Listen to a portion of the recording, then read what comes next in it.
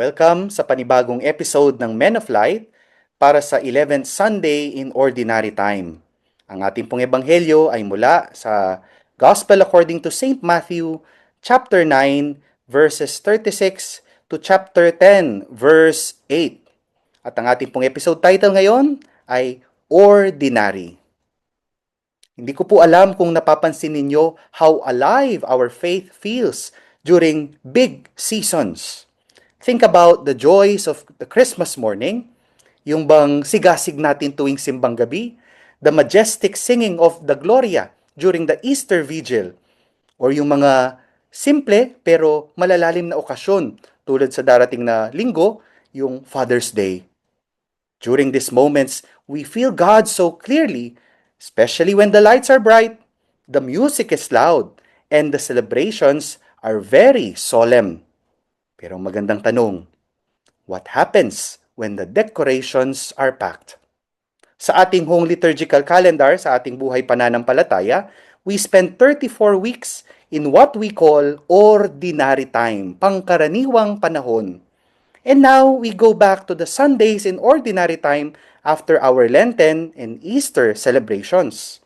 Siguro maganda hong tanong, 34 weeks? Why so long? Ito ho, dahil if life was one continuous party, the party would lose its meaning. Para bang kahit nagaano mo ka paboritong kumain ng lechon or yung anong ulam mo, pagka inaraw-araw mo yan, para bang nawawalan na ng saysay, no? It's just that we become, para bang masyado na tayong sanay sa mga special. The great danger here is, for most of us, isn't that we turn away from God.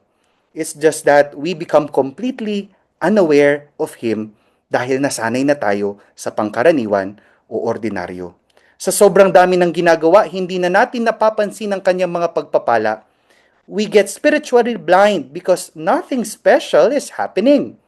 But this 11th Sunday in Ordinary Time, we want to challenge that. We don't have to wait for December to see God. We are called to encounter God in the ordinary.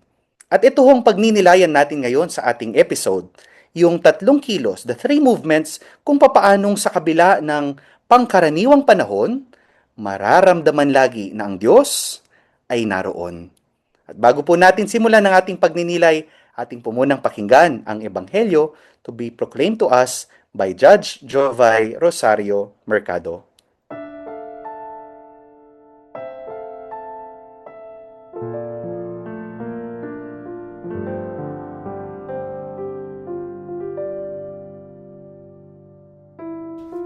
Pagbasa mula sa Ebanghelyo ayon kay San Mateo.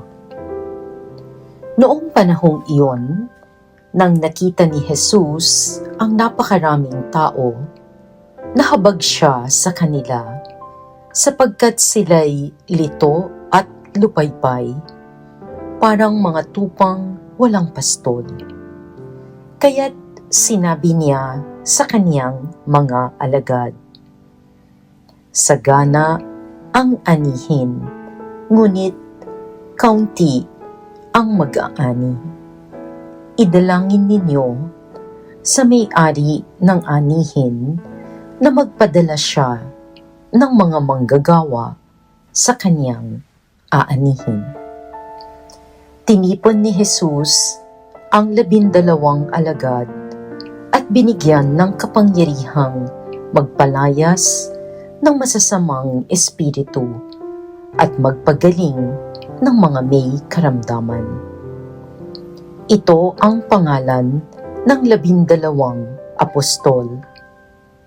Si Simon, na tinatawag na Pedro, at si Andres, na kaniyang kapatid. Sina Santiago at Juan, na mga anak ni Zebedeo. Sina Felipe at Bartolome. Si Tomas at si Mateo na publikano. Si Santiago na anak ni Alfeo at si Tadeo. Si Simong Makabayan at si Judas Iscariote, ang nagkanulo kay Jesus. Ang 12 ito'y sinugo ni Jesus at kanyang pinagbilinan. Huwag kayong pupunta sa lugar ng mga hentil o sa alinmang bayan ng mga Samaritano. Sa halip ay hanapin ninyo ang mga nawawalang tupa ng sambahayan ng Israel. Humayo kayo at ipangaral ninyo na malapit nang maghari ang Diyos. Pagalingin ninyo ang mga may sakit at buhayin ang mga patay. Pagalingin ninyo ang mga ketongin at palayasin ang mga demonyo.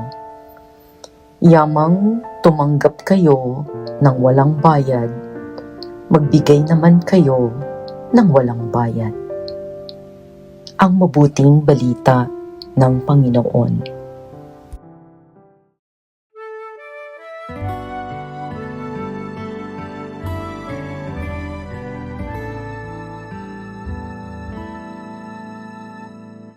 At tayo po'y nagbabalik dito sa Men of Light para sa ating episode for the 11th Sunday in Ordinary Time. At ang ating episode title ngayon ay Ordinary. Kami po ang inyong makakakwentuhan sa episode na ito. Father Justin Gatos po ng Social Action Center of Pampanga. Kumusta po kayo? Si Father Edwin Bilay po mula sa Diocese ng Cabanatuan.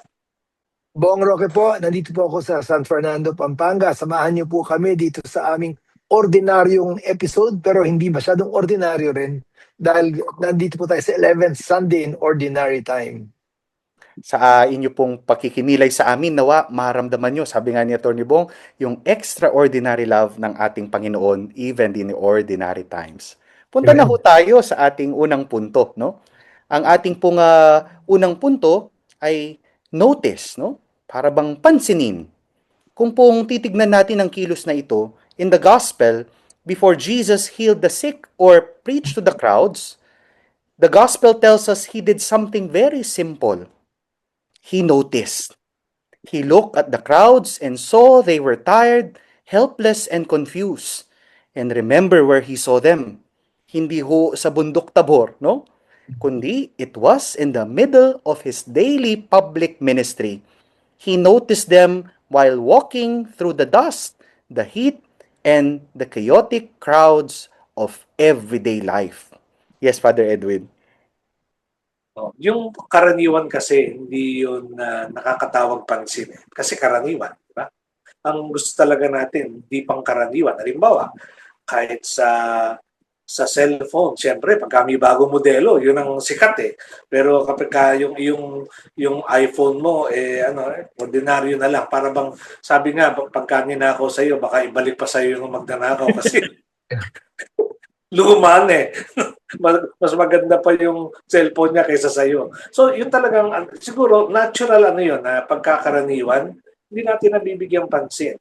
At siyempre, kapag di pangkaraniwan, yun nga, yung extraordinary, special, dun tayo minamagnet, ano? Dun tayo, batubalani yun sa atin pagkabago eh. Ang isang synonym ko, Father Edwin and Father Justin, sa ordinary, boring. Boring, di ba? Kasi pag araw-araw mo na lang nakikita, araw-araw mo na lang ginagawa, sabi nga ni Father Justin kanina sa intro, kung kumakain ka ng lechon sa araw-araw, hindi na special. Sabi yan, parang, ano na yung lechon eh? Ano ngayon, kung maghahanda ka ng lechon kahapon yun na yung ulam ko. That's how monotonous it can be when you keep on doing it every day. But that is also the danger of the ordinary because we miss out the blessing of a new day. Ganyan, Father Justin, Father Edwin, new day, for example, no? New day, gigising ka na naman bukas, etc., etc. Panibagong araw na naman, gano'n na naman ang routine mo. Pero actually, what we miss out there is that you have been given a breath anew, you have been given life anew for a new day. And hindi ko lang pumapalampas tong sa Lamentations. Ang description ng Lamentations chapter 3, His mercies are new every morning. But when you wake up to gising na naman ako, you fail to see, you overlook those blessings, that new every morning blessings. And I like that term, Father Edwin and Father Justin, the new every morning mercies. Kasi that means, ang bibigay sa ni Lord ngayon, kung papansinin mo lang, kung manonotice mo lang, are not the mercies of yesterday. They are new mercies of today. And you will only know that if you notice. Ang ganda po. Naalala ko po yung aming isang subject sa Asian Social Institute. Para bang napaka-practical pero malalim. Yung tinatawag na photo voice, no? Dito po sa course na ito, dito sa module na ito, para bang we are asked to take pictures. Yung bang tatayo ka lang sa gitna ng kalsada, mag-o-observe ka lang, papansinin mo. At para bang kung araw-araw, lalong-lalo na, no? Yung mga kapatid natin sa Manila, parang napaka-busy, ang dami-daming nangyayari. Pero kapag ka nag-stay ka doon, nag-take ka ng picture, para bang mangungusap sa'yo. At meron, sabi nga ni Atty. Bong, grasya, bagong papakita sa iyo. Yes, Father Edwin. Yung maganda yung din-drive na point ni Atty. Bong, yung monotony. Kasi kahit sa pare, pwede mangyari yun na sabi nga parang automatic na lang. Kasi meron kaming sinasabi na ex opere operato na kahit hindi mo ramdam, basta magmisa ka, si Jesus naman nagmimisa. Kaya lang, pagkaalam na yung kasabikan, yung effort, yung excitement, no? Doon sa ginagawa mo, kahit yun ay araw-araw, parang nababawasan talaga yung yung lasa. Hindi lang doon sa pare, pati sa tao, nalalasahan nila yun na ikaw parang na lang, automatic, parang robotic ka na lang, gano'n. At Right. hindi lang yun doon sa yun nga, going on with the motions. Alam ko, kahit sa mag-asawa, biruin mo, araw-araw, mapikit ka, madilat ka, yan ang kasama mong mukha. Hindi mo ba pagsasawaan yan? Kaya lang, ang dapat mong tingnan, yung bago nga the newness of this day and of this encounter with the same person. No? Yun yung puro dapat nating talagang makita yung ordinariness, meron pa rin nandun na bagong blessing. Yeah. Sinabi na rin ni Father Edwin yung sa pare, sabi niya, Father Justin, yung, kasi nagmimisa kayo everyday. Alam niyo po yung danger niyan, yung failing to notice, nandun tayo sa part 1. It's the same for lay people like me. Kasi nagsisimba kami sa inyo every Sunday, di ba? So, kahit yung communion, parang nagiging ordinary na lang. But I had this experience and I'd like to share it to our Men of Light followers. One time nagsisimba po ako, I was very intent in praying during the communion. Parang sinasabi ko kay Lord, yung prayer namin na, Lord, I'm not worthy that you should enter under my roof. Ganun din nadasal ko. Tapos maya, Father Edwin and Father Justin, may kumakalabit sa akin, ba nakapikit ako before the communion?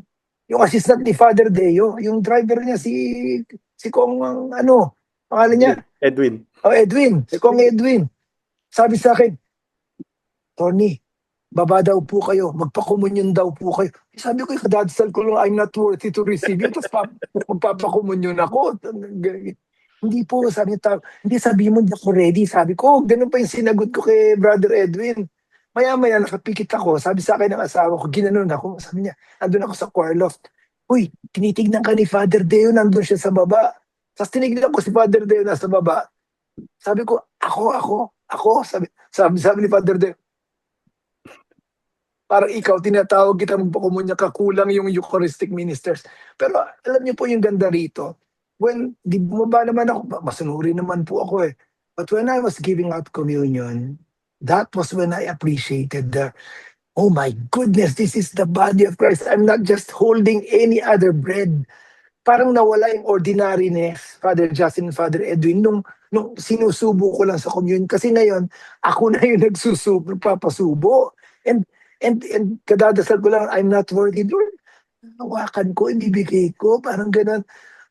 Alam niyo talagang Father Edwin, Father Justin, kahit mahaba yung kwento natin, iyak ako ng iyak.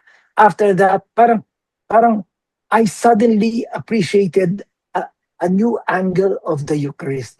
Napansin ko dahil yun na nga, pinansin ko at ito pala yun. Parang yung sinasabi ni Father Justin kanina.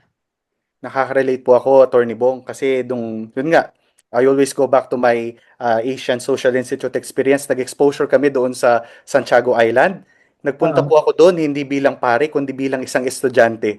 At nung Pentecost Sunday, saktong-sakto Pentecost Sunday, ako ay maninimba number 67. Ganon. Pero para bang talagang kakaiba. Nalasahan ko rin na para bang napanumbalik yung aking sigasig, no? Sa pagse-celebrate ng Mass, no? Napakaganda po. We live in a world where we look at everything, but oftentimes we see nothing. Madalas we are so busy with surviving the daily grind that we walk right past God's blessings. Pero ang ating Panginoong Heso Kristo, He met people in the middle of their chaotic workday. Siguro maganda hong itanong sa ating unang punto, what is one ordinary blessing you totally walked past yesterday because your mind was spinning with your to-do list? At magbabalik pa po ang Men of Light. Please stay with us.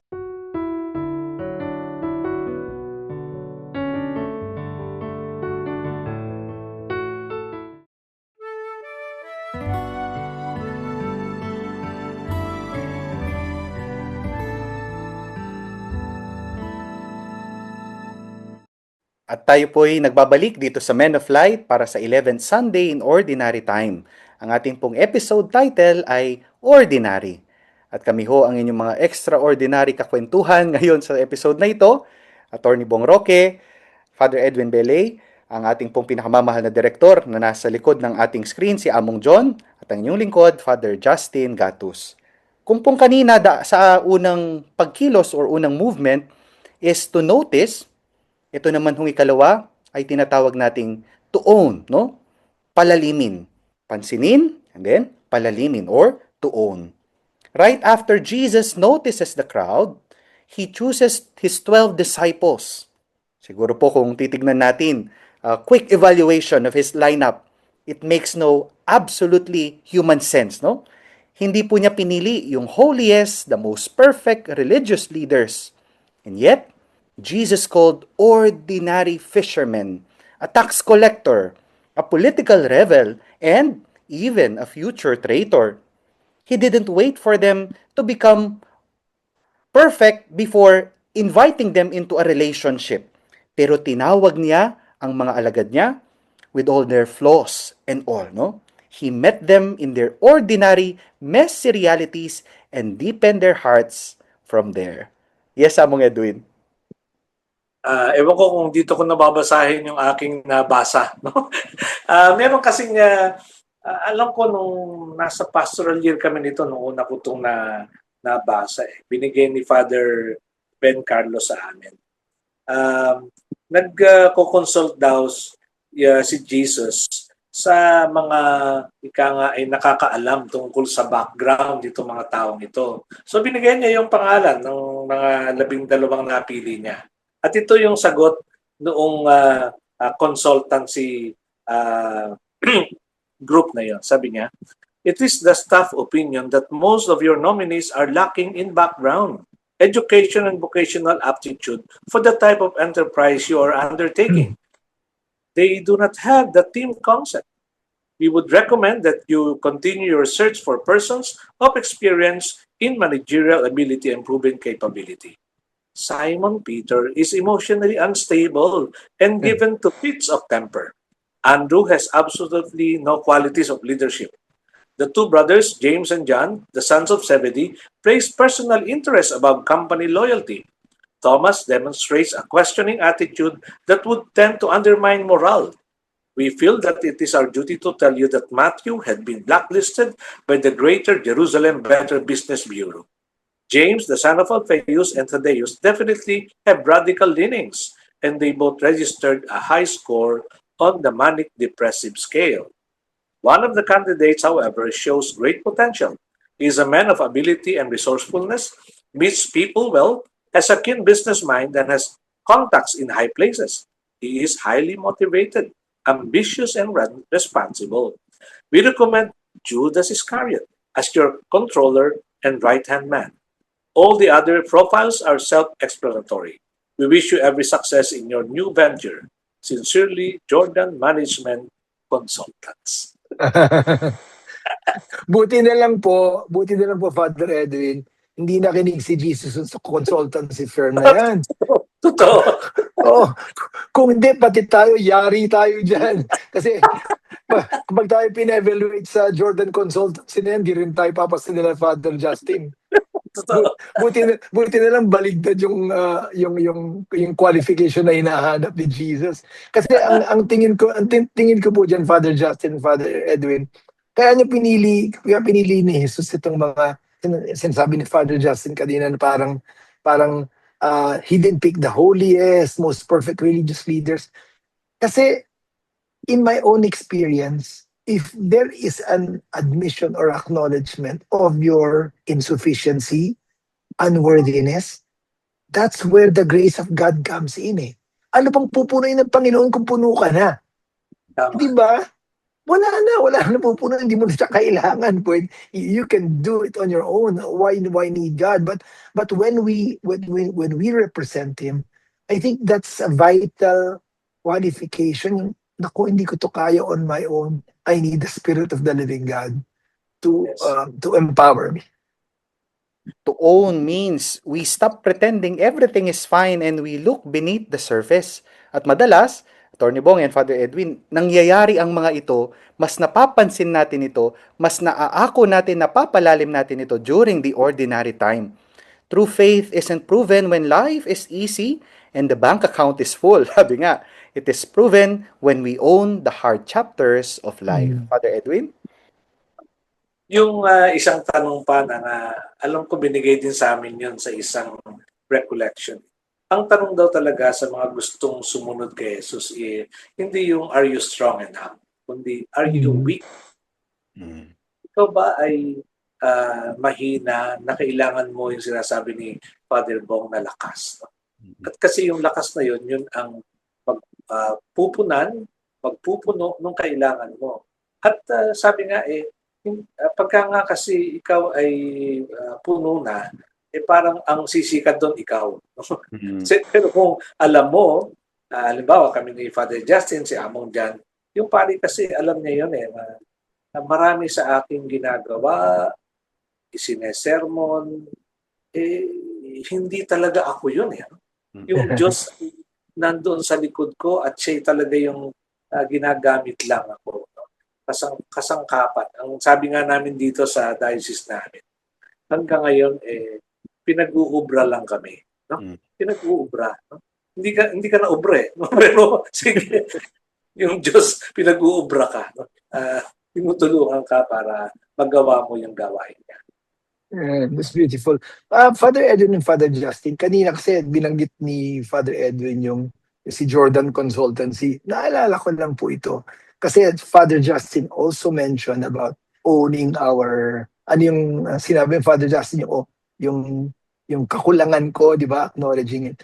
Naalala ko, every time sa HR, kapag, di ba, normally, kapag ini-interview ka, pinipresent to your strongest points.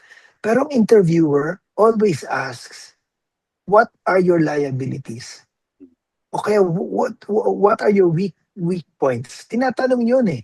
Tinatanong yun. Siyempre, nasa iyo na. Maaminin mo pa yun. Pero in the mission, in serving God, I think ang sinasabi ni Father Justin dito sa pangalawa, we don't even have to pretend to God. We can bear ourselves to the Lord and say, Lord, alam mo naman ito ako eh. Lord, alam mo naman ito yung kulang eh. At sabi ko nga kanina, Father Edwin and Father Justin, I think the Lord loves that acknowledgement because that's where He really comes in. Ano yung sabi sa Corinthians? It is when we are weak that we are strong because His grace is sufficient for us. His power is made perfect in our weakness. Yes. In our ordinariness, no? Magandang tignan at balikan, no? Yung mga alagad na ito, they were a total mess and yet Jesus called them. Jesus used them. We often think na, pupunta na lang ako sa Diyos, lalapit na lang ako sa Diyos, magsaserve na lang ako sa simbahan once I fix my life. But think about a time you went through a dry, exhausting, or ordinary struggle, and how did owning that struggle, instead of running away from it, actually made your faith deeper. Magbabalik pa po ang Men of Light. Please stay with us.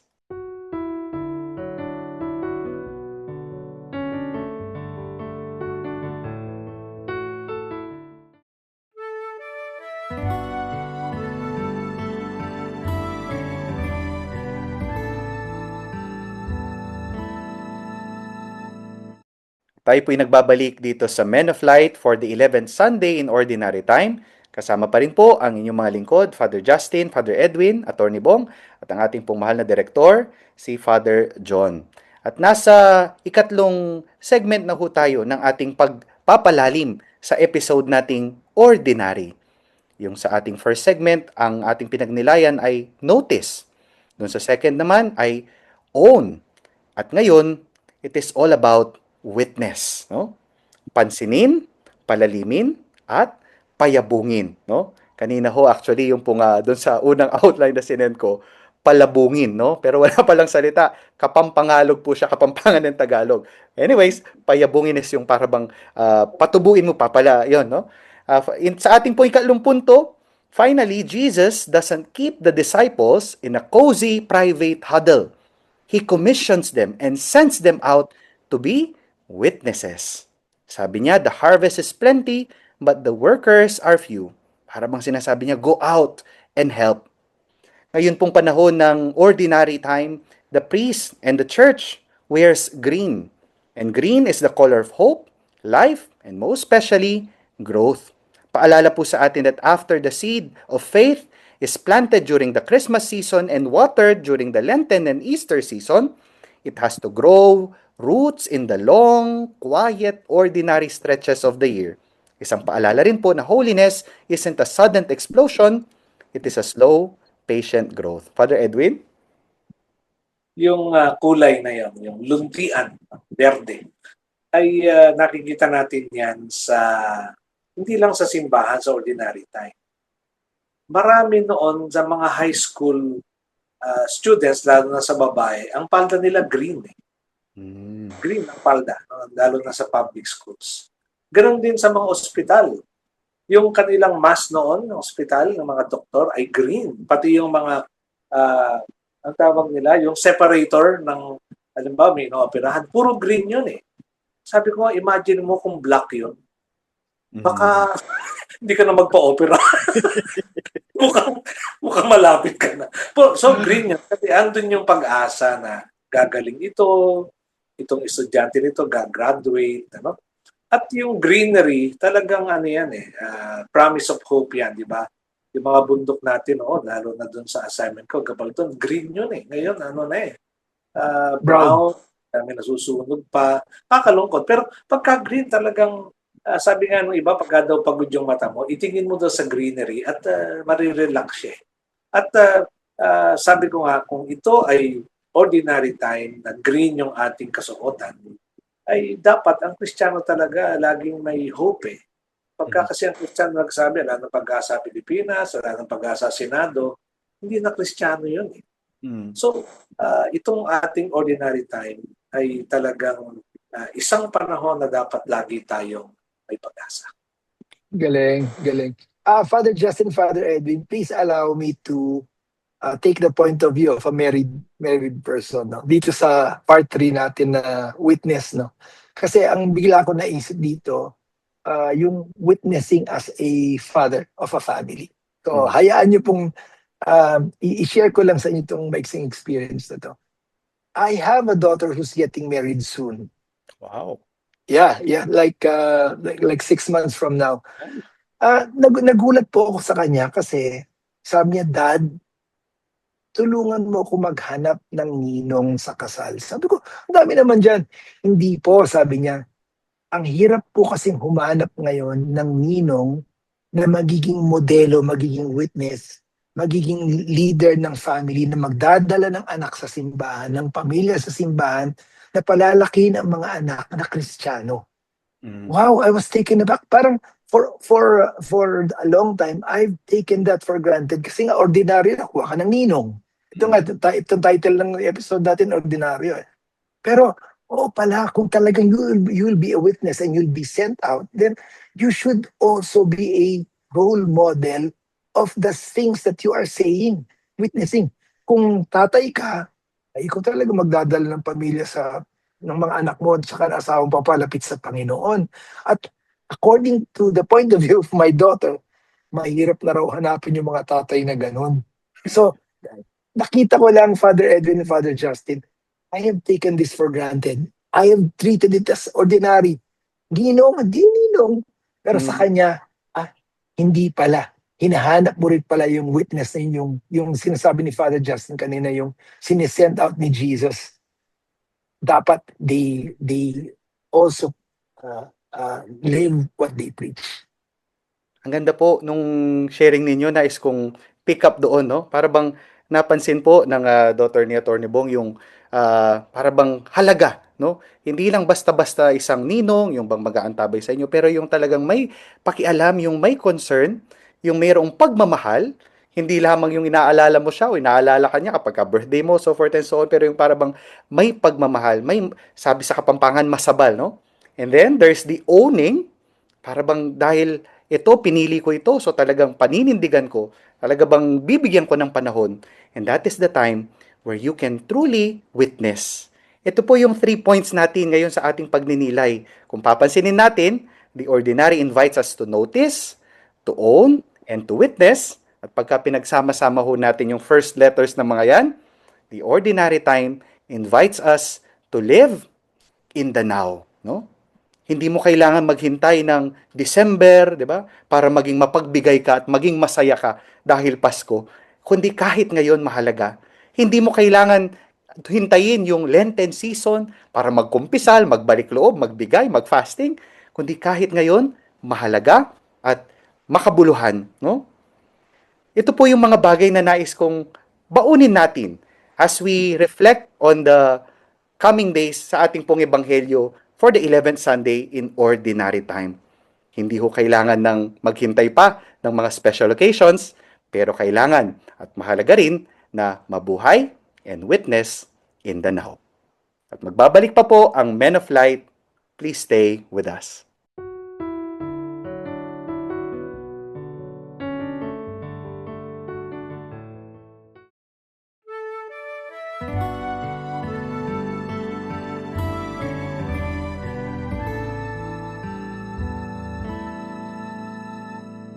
At tayo po'y nagbabalik dito sa Men of Light para sa ating episode for the 11th Sunday in Ordinary Time. At para po sa ating final segment dito sa ating episode, babasahin po ni Father Edwin ng ilan sa inyong mga comments, reflections, and greetings mula sa ating mga social media accounts.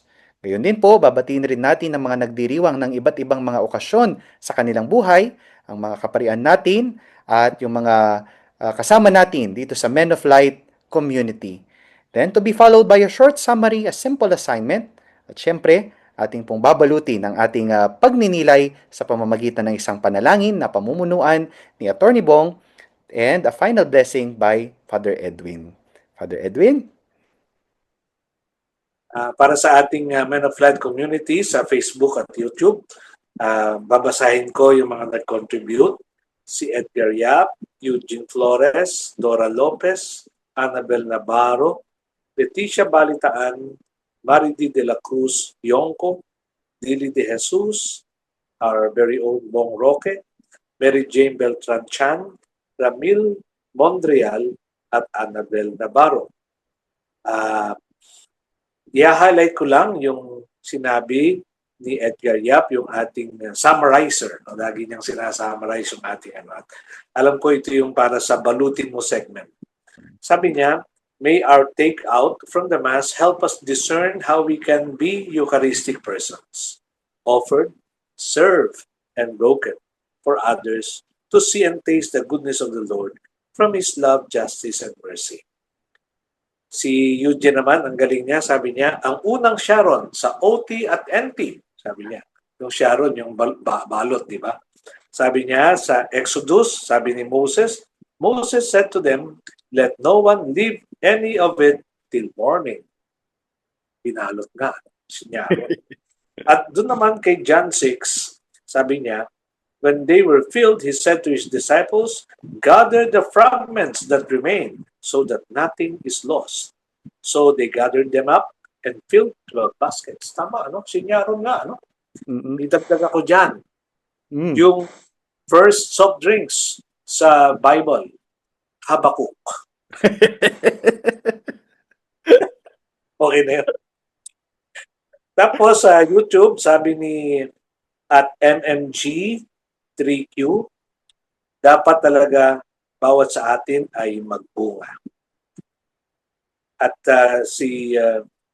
pangalawang entry niya, kaya sana tayo pong lahat ay dumalo sa Santa Misa para tayo ay balutin ng katawan ng tagapagligtas nating si Jesus. Yun lamang po. Maraming salamat po sa ating mall papi. Maraming salamat po, Among Edwin, at maraming salamat po. Sana sa susunod meron tayong cook. Ayan, no? Salamat po, Among Edwin, at para po sa ating mga birthday celebrator sa Pampanga Clergy, syempre po, our very own Among Rao de los Santos, June 14. Happy birthday po, Among. Sama po, susunod po doon, June 19, si Monsignor Jose Lacap, Father Marianito Nitoy Malyari, at ang aking batchmate si Father Carl Louis Kabigting. At yung naman na nagbe-birthday sa ating Men of Light communities and families, June 14, si Miss Marilu Tuazon Bartolome, ang pinakamamahal na sister-in-law ng ating director, Among John. June 16, Janet Bartolome Marcelo, ang also Father John's sister. At ang kapatid po ni Judge Jovay, sa June 17 naman magbe-birthday si Dr. Tess Rosario Lomboy. So sa inyo pong lahat, happy birthday po. At syempre meron pong pahabol, shout out to an avid Men of Light fan mula po sa BIR Sindalan Office, si Mr. Raul T. Pamintuan. Brother Raul, maraming salamat. Sana patuloy nating ibahagi rin ang liwanag sa pamamagitan ng ating mga buhay at syempre pag-share ng ating mga reflections. And for our short summary, siguro we are invited this week to let us stop living with the illusion that God only shows up on holidays or grand solemnities. The ordinary days of our lives are the exact places where God wants to shape us. Yung pong simple assignment natin, very practical, at sana hindi lang po siya ngayong linggong ito, no? Siguro ho pagkagising natin ng umaga, bago natin hawakan ng ating mga cellphones, magbukas ng social media, mag-open ng apps, or harapin yung mahabang to-do list natin for the day, ibigay muna natin yung unang 5 minuto ng araw sa isang pananahimik at intentional pause para maramdaman na kahit sa panahong ordinaryo, nariyan ang Diyos, no? Para bang tumingin tayo sa bintana, damhin natin yung lapat ng ating mga paa sa sahig at huminga ng malalim. Tapos ibulong natin kay Lord, Lord, ano ba yung mga biyaya na inihanda mo sa akin ngayon kahit yung mga biyayang ordinaryo? By learning to notice His hidden blessings, own our messy realities so He can deepen our hearts and witness to those around us, we can turn the mundane into something miraculous. Ordinary time invites us to see the grace in the now. Not tomorrow, not later, but live in the now. Para po isummarize ang ating pagninilay, ating pong babalutin ang episode na ito sa pamamagitan ng isang panalangin na pamumunuan ni Attorney Bong. Let us ask God to send forth His Spirit so that this ordinary prayer may become extraordinary and our hearts will be knitted together as one, lifting up our prayer to the Lord. In the name of the Father, and of the Son, and of the Holy Spirit. Amen. Lord Jesus, you looked at the crowd and your heart was moved with pity because they were troubled and abandoned like sheep without a shepherd. But you noticed much more, Lord, more than just faces. You even saw tired hearts, hidden tears, quiet fears, and burdens carried alone. And because your heart was moved, you did not remain silent. You called your disciples by name and sent them out to bring your mercy to others.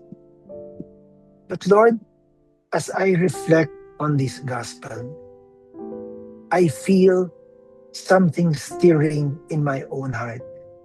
A small, quiet call. Lord Jesus, is that my name I hear? Are you calling someone like me? Lord Jesus, I don't know how to respond.